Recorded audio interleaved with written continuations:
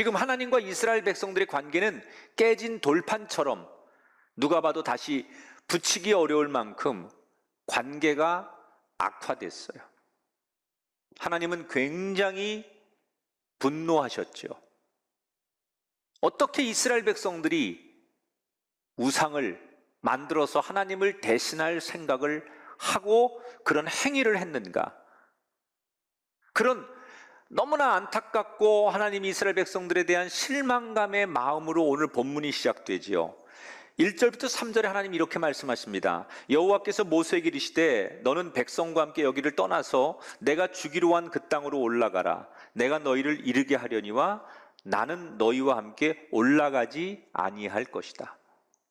하나님 모세에게 충격적인 말씀을 하세요. 너희 이스라엘 백성들 내가 약속한 그 땅까지 내가 데려다 주고 너희들에게 주기로 한 그 땅을 거기 원주민들 다 몰아내고 주는 것까지는 하겠다. 그런데 그건 내가 약속을 지키지만 너희와 함께 하겠다라고 하는 것은 그 약속은 지킬 수 없다. 지금부터는 너희와 내가 같이 동행하지 않을 것이다. 모세가 이 이야기를 듣고 너무 충격을 받았지만 자기는 그 말을 이스라엘 백성들에게 전해야 되기 때문에 하나님께 들은 얘기를 그대로 백성들에게 전합니다. 이때 이스라엘 백성들이 엄청난 충격을 받습니다. 하나님이 없으면 우리가 이 광야에서 어떻게 견딜 수 있어요? 하나님이 없는 적과의 전쟁을 어떻게 이길 수 있어요? 하나님이 없는 곳에서 우리가 먹고 사는 문제를 어떻게 해결할 수 있어요? 그러니까 이스라엘 백성들이 하나님이 우리와 더 이상 동행하지 않는다는 이야기를 전해 듣고 막막함과 두려움과 절망감이 밀려오기 시작하는 거예요. 그리고 그때부터 이스라엘 백성들은 너무나 두려운 나머지 누가 시키지도 않았는데 하나님 앞에 나와서 백성들 하나 둘씩 엎드리더니 전체가 석고 대제를 하기 시작합니다. 우리가 사극에 보면 왕 앞에 나온 사람들이 머리를 풀고 이 거적대기 같은 거 위에서 왕에게 용서를 해달라고 몇 날 며칠 왕의 이름을 부르는 모습들을 보잖아요. 지금 백성들이 너나 할 것 없이 울면서 하나님 앞에 하나님 우리를 용서해 달라고 울부짖기 시작합니다. 이게 몇 날 며칠 이스라엘 백성들 진영에서 일어나니까 모세가 하나님 앞에 다시 이야기하는 거예요. 하나님 지금 보고 계시죠? 이스라엘 백성들이 비록 잘못했지만 이렇게 눈물로 하나님 앞에 용서를 구하고 온 백성들이 참여하고 있는데 하나님 이들을 용서해 주세요. 이때 하나님께서 다시 모세에게 이야기를 하는 장면을 우리가 주목해 볼 필요가 있어요. 5절 말씀인데 내가 한순간이라도 너희 가운데 이르면 너희를 진멸하리니 너희는 장신구를 떼어내라. 그리하면 내가 너희에게 어떻게 할 것인지 정하겠노라. 자, 처음에는 하나님께서 내가 절대로 너희와 함께 하지 않을 것이다 이렇게 말씀하셨잖아요. 그런데 뒤에 가면 하나님이 뭐라고 말씀하느냐? 너희 몸에서 장신구를 떼어내거라. 그런 다음에 그 모습 보고 나서 내가 너희들과 동행할지 안 할지를 결정하겠다 이렇게 말씀하세요. 처음 하신 얘기하고 나중에 한 얘기가 조금 달라요. 그런데 우리는 어느 얘기에 초점을 맞춰야 되느냐? 이 뒷부분을 잘 봐야 됩니다. 왜 뒷부분을 잘 봐야 되느냐? 이게 바로 하나님의 본심이에요. 하나님이 처음에 나 너희들과 동행하지 않겠다라고 말씀했지만 이건 하나님의 진짜 본심이 아니에요. 하나님은 이스라엘 백성들과 함께 하기를 원하세요. 이스라엘 백성들 안에 거하기를 원하세요. 그 백성들을 여전히 함께 동행하기를 원하세요. 그런데 너무 그들이 큰 죄를 짓고 그들에 대해서 실망했기 때문에 하나님께서 화가 나서 그렇게 말씀하신 거지. 정말 실제로 그들을 안 보려고 그들을 버리려고 그런 마음에서 그런 얘기를 한 게 아니라는 거예요. 자, 그러면서 하나님께서 나하고 다시 관계를 회복하려면 너희가 해야 될 게 있다 그러셨어요. 그게 뭐냐? 너희 몸에 지니고 있는 장신구를 떼어내라는 거예요. 여러분, 당시에 이스라엘 백성들에게는 이집트를 떠나면서 많은 폐물들, 금, 이런 장신구를 얻어 나왔어요. 그래서 사람들이 평생 억눌리고 노예로 살다가 이제 자신들에게 그런 금이나 이런 좋은 보석이나 장신구들이 그 자랑할 거리가 생기니까 그걸 가지고 너나 없이 귀걸이도 만들고 목걸이도 만들고 팔찌도 만들고 몸에 두르고 굉장히 많은 장신구를 사람들이 그 광야를 지나면서도 그런 걸 다 하고 있는 거예요. 남녀노소 할 것 없이. 근데 여러분, 그 장신구라는 게 뭐예요? 남에게 자랑하고 싶은 거예요. 내가 이렇게 멋있는 거, 비싼 거, 좋은 거, 능력 있는 거 가지고 있다라는 걸 자랑하고 싶기 때문에 자기 몸에 부착하는 거예요. 자기를 아름답게 꾸며서 보여주고 싶어서 그런 장신구를 가지고 있는 거예요. 또 이 장신구 속에는 종교적인 의미가 숨어 있는데, 비록 이 백성들이 하나님을 따르는 백성이긴 하지만 하나님 말고 자기들 마음에 위로가 줄 수 있는 뭔가 부적 같은 거, 하나님 이외에 자신들의 마음에 평안을 주고 자신들이 의지할 수 있는 다른 종교적인 어떤 힘이 될 만한 것들을 상징적으로 새기거나 그런 것들을 넣어가지고 그런 모든 것들을 이렇게 장신구로 붙이고 다니는 거예요. 그러니까 하나님께서 지금 너희들 몸에 그렇게 가지고 있는 장신구를 떼어내라는 건 무슨 얘기예요? 남들 앞에 자랑하고 싶은 것들, 너희들을 드러내고 싶은 것들, 너희들을 아름답게 포장하고 싶은 것들, 이런 모든 것들을 내려놓으라는 거예요.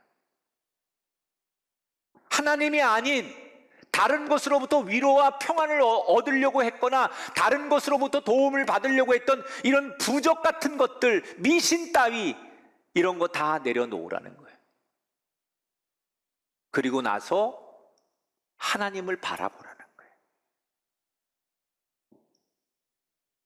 여러분, 그들에게 미래를 살아가는데 금이나 보석이나 이 장신구는 절대적인 거예요. 아무것도 없는 그들에게 이 장신구만이 자기들의 미래를 보장하는 거예요. 이게 쉼이에요. 이게 자신들을 과시하고 미래를 담보하는 거예요. 근데 하나님께서 그 모든 것들 내려놓으라. 나와 관계를 회복하고 싶으면 너희들이 의지하고 너희들이 철석같이 믿고 너희들의 미래를 담보한다고 생각하는 그것들을 내려놓아라 라고 하나님께서 강하게 명령하시죠. 그때 이스라엘 백성들이 어떤 선택을 하느냐, 6절에 보니까 놀랍게도 이스라엘 자손이 호렙산에서부터 그들의 장신구들을 떼어내었다 그랬어요. 다행히도 그들은 세상에서 그들이 자랑하고 의지하던 장신구들을 내려놓고 하나님 앞에 순종하기로 결단합니다. 그리고 그때부터 그들의 몸에 덕지덕지 붙이고 다니던 치장을 다 내려놓고 날몸으로 있는 모습 그대로 하나님 앞에 나왔어요. 여러분, 하나님은 세상에서 사람들이 나를 부르는 멋진 호칭으로 나를 만나길 원하지 않으세요.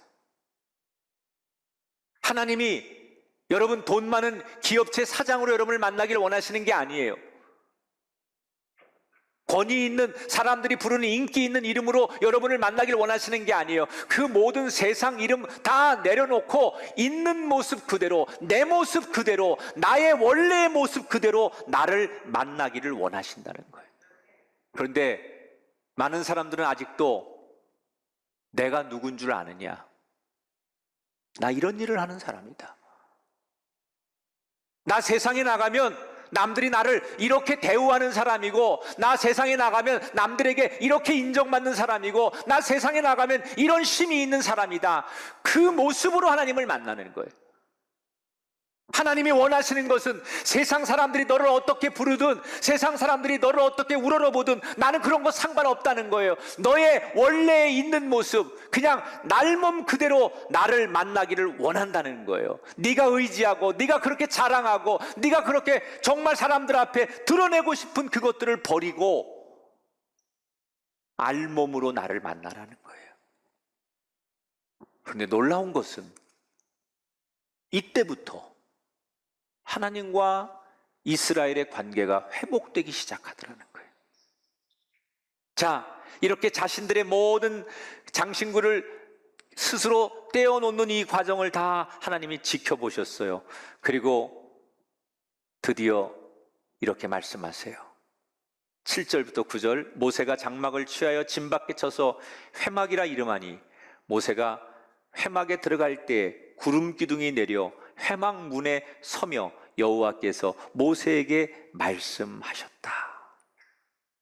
너희들과 함께 하지 않겠다고 하셨던 하나님께서 이 모든 과정을 지켜보더니 모세가 이스라엘 백성들이 거하는 진영이 있어요. 그 안이 아니라 진영 바깥에다가 텐트를 하나 쳤어요. 하나님의 집을. 그랬더니 하나님께서 아직 이스라엘 백성들 안으로 들어오시진 않지만 그 진영 밖에 있는 텐트, 모세가 거길 나가면 모세를 만나러 하나님께서 오시는 거예요. 그러니까 오셔서 뭘 하느냐? 하나님이 모세에게 말씀하셨다 그랬어요. 말씀하셨다. 모세와 하나님이 말씀했다 그랬어요. 여러분, 기독교는 말씀의 종교예요. 기독교를 드러내는 가장 좋은 신앙의 고백은 말씀이 오는 거예요. 우리에게 말씀의 은혜가 있어야 돼요.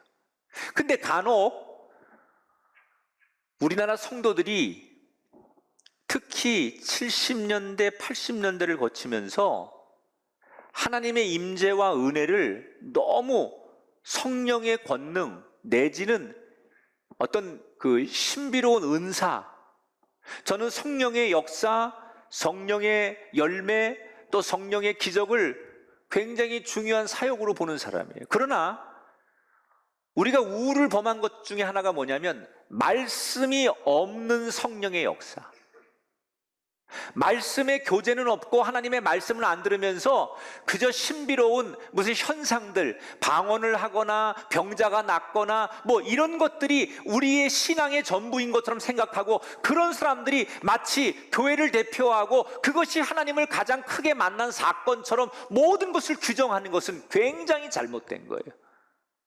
말씀이 없는 성령의 역사, 신유의 역사는 굉장히 위험한 거예요. 여러분, 무속 종교에도, 미신들에게도, 우상들을 섬기는 종교에게도 그런 극적인 행위들은 얼마든지 나타나요. 기독교는 하나님이 우리에게 말씀하시는 거예요. 그 말씀을 들으면서 그 말씀을 통하여 깨닫고, 말씀을 통하여 위로받고, 말씀을 통하여 용기를 내고, 말씀을 통하여 행할 때 그렇게 성령의 역사가 나타나는 열매가 아름다운 건데, 말씀 없는, 말씀의 훈련이 없고 말씀의 가르침이 없고 말씀 듣는 건 게을리하면서 오직 신적인 역사나 현상에 목을 매다 보니 한국 교회가 겉으로 막 일어난 것 같은데 거품이 꺼지듯 와르르 무너져 버렸다는 거예요. 그래서 2000년대 이후에 한국 교회가 다시 하나님 앞에 건강한 교회가 되기 위해서 가장 많이 중점을 두는 게 뭐냐? 말씀하시는 하나님, 말씀으로 만나는 하나님. 근데 여기서 하나님이 지금 모세와 말씀하는데 어떻게 말씀하세요? 화가 나셨다고 막 천둥번개처럼 큰 소리로 위엄 있게 권위 있게 말씀하시지 않아요. 소곤소곤 대듯 친구와 대화하듯 가슴에 와닿는 말씀을 하시는 거예요. 저는 여러분들이 주일날 이렇게 와서 말씀 듣는 게 얼마나 중요한지 알아야 돼요.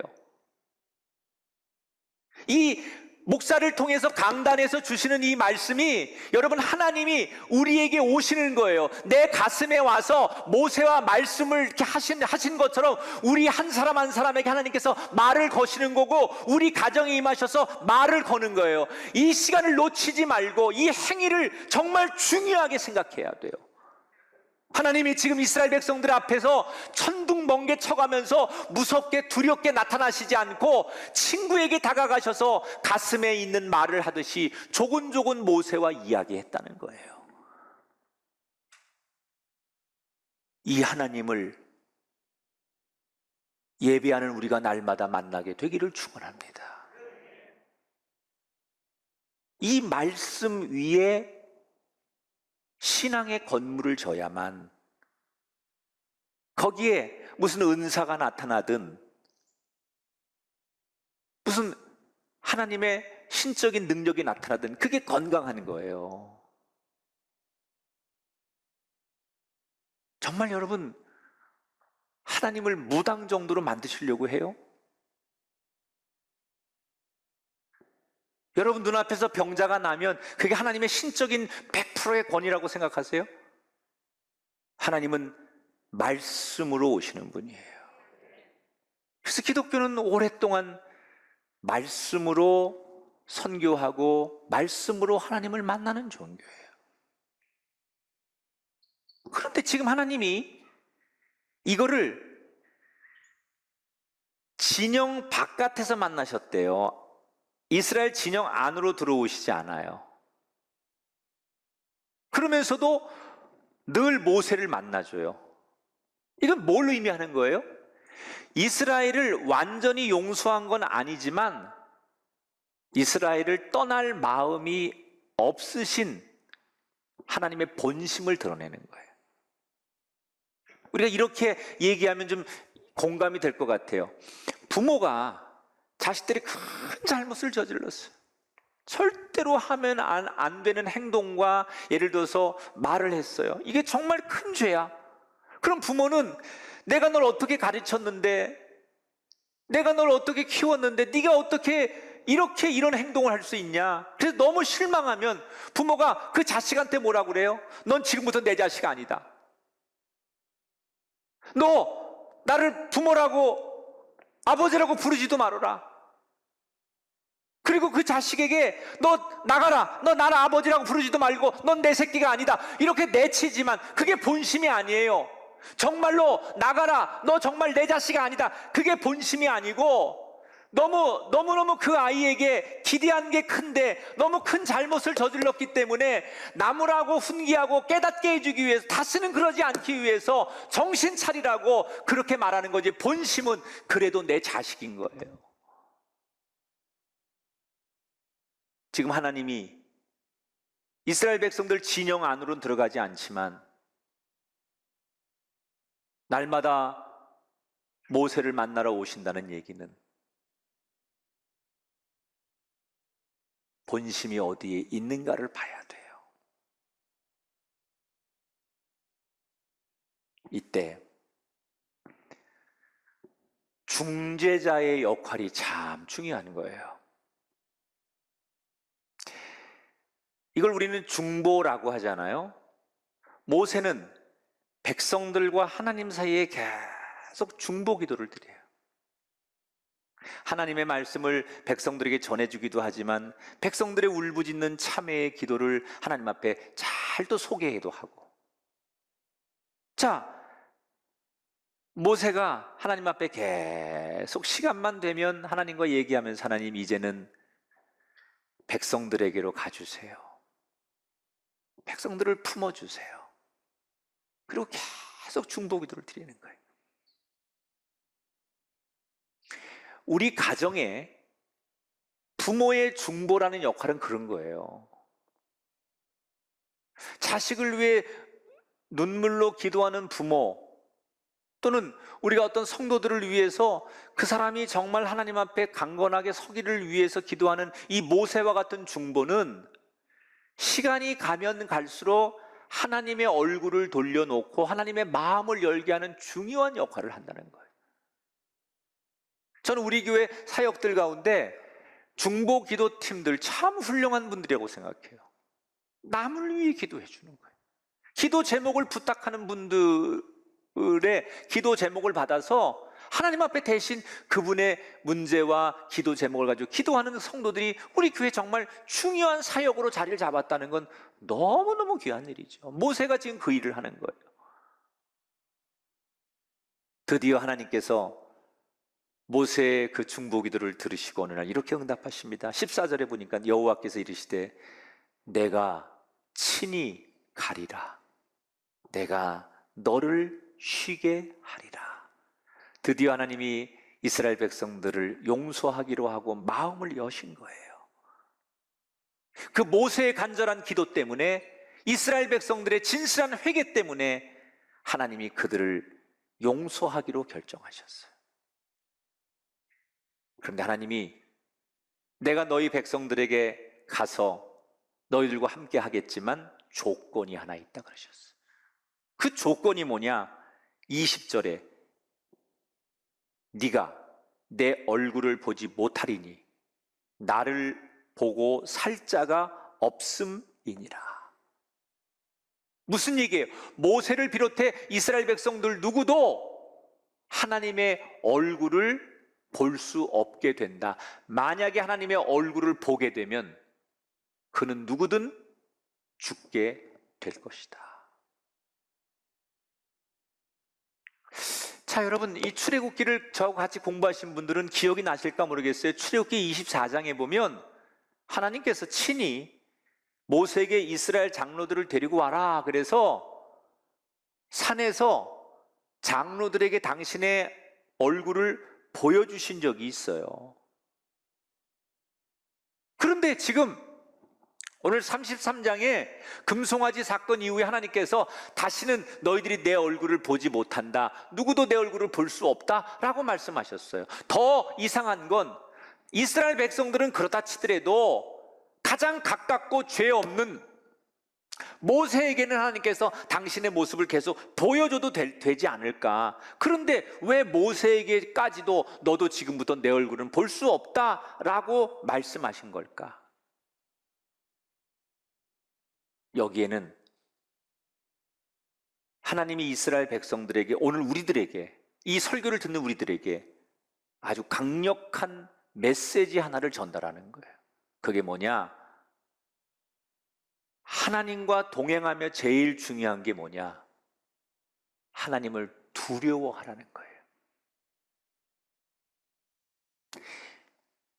우리가 사극 같은 그 영화나 드라마 보면 왕 앞에 섰을 때 누구도 감히 왕의 얼굴을 못 쳐다봅니다. 다 땅에 엎드려가지고 코를 땅에 박고서 왕의 얼굴을 못 쳐다보고 얘기하지, 어느 누가 왕의 얼굴을 쳐다보면서 눈 동그랗게 뜨고 할 말 다 하는 그런 옛날 사극 영화는 없습니다. 왜? 왕이라고 하는 존재는 모든 사람에게 두려움의 존재이기 때문에 감히 쳐다보지 못하는 게 궁궐의 예법이에요. 지금 하나님의 부탁도 동일한 겁니다. 하나님의 백성이라면 누구라도 하나님의 얼굴을 감히 쳐다보지 않을 만큼 하나님을 두려워해야 된다는 거예요. 모세는 이스라엘 백성을 대표하는 사람이잖아요. 이제는 모세를 하나님이 개인의 관계가 아니라 너도 이스라엘을 대표하는 사람이니까, 대표성을 가졌으니까 너도 이제 그 공동체 일원으로 보시기 때문에 모세에게도 지금부터 내 얼굴을 볼 수 없다라고 말씀하신 거예요. 이런 단서 조건이 붙긴 했지만 오랜 노력 끝에 드디어 다시 깨어졌던 하나님과의 관계가 점점점 회복되어 가는 것으로 오늘 본문의 이야기가 끝을 맺어요. 깨진 접시는 다시 붙일 수 없지만 깨어진 관계는 노력하면 다시 붙을 수 있어요. 무엇보다 우리가 많은 관계를 회복해야 되지만 깨어진 하나님과의 관계를 회복하시기를 축복합니다.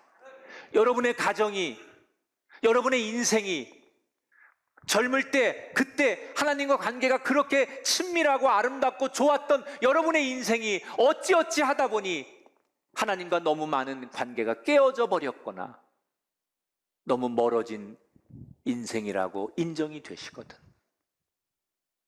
저절로 되겠지 생각하지 마시고 노력하십시오. 오늘 하나님 우리에게 말씀하셨잖아요. 노력해라.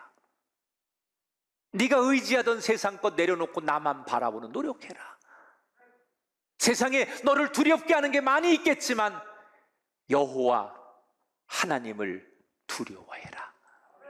거기에서부터 하나님과 나 사이에 깨어진 관계가, 멀어진 사이가 회복되는 기적과 역사가 나타나고 그 축복이 여러분의 것이 되기를 주님의 이름으로 축원합니다.